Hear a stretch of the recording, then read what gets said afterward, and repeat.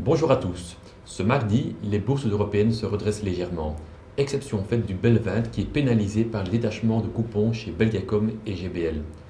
Au sein de l'indice, nous surveillerons ce soir le trading update de Mobistar.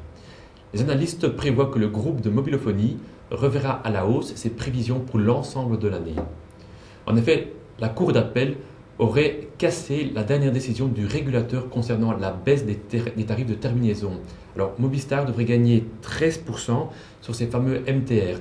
Dans l'attente de ce trading update, le titre cède 1% à moins de 54 euros, un plus bas depuis l'été 2004. Alors, du côté des résultats trimestriels américains, les analystes suivront de près les chiffres d'Intel, publiés ce soir après la clôture du marché américain. Alors, le marché craint que le numéro 1 des microprocesseurs soit obligé de lancer une mise en garde pour l'ensemble de l'année. La semaine dernière, son concurrent AMD a déjà fait savoir, et ce avant la publication de ses résultats de ce jeudi, que le premier trimestre a été moins bon qu'attendu. Alors, au sein du secteur bancaire américain, Wachovia, donc la quatrième plus grosse banque des États-Unis, a publié une perte inattendue au premier trimestre, en cause, une fois de plus, les dépréciations sur actifs.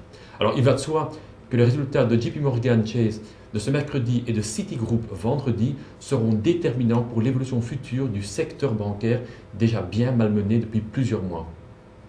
Enfin, cette semaine est à nouveau particulièrement riche en chiffres macroéconomiques.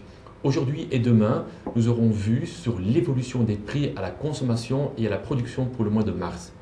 Pour l'heure, la Fed ne semble guère se soucier de la menace inflationniste et met plutôt l'accent sur une relance de l'économie. Demain soir, on attend la publication du livre beige, qui donne une image de la santé de l'économie américaine. Alors, sauf surprise générale, cette image ne risque pas d'être brillante. Merci pour votre écoute.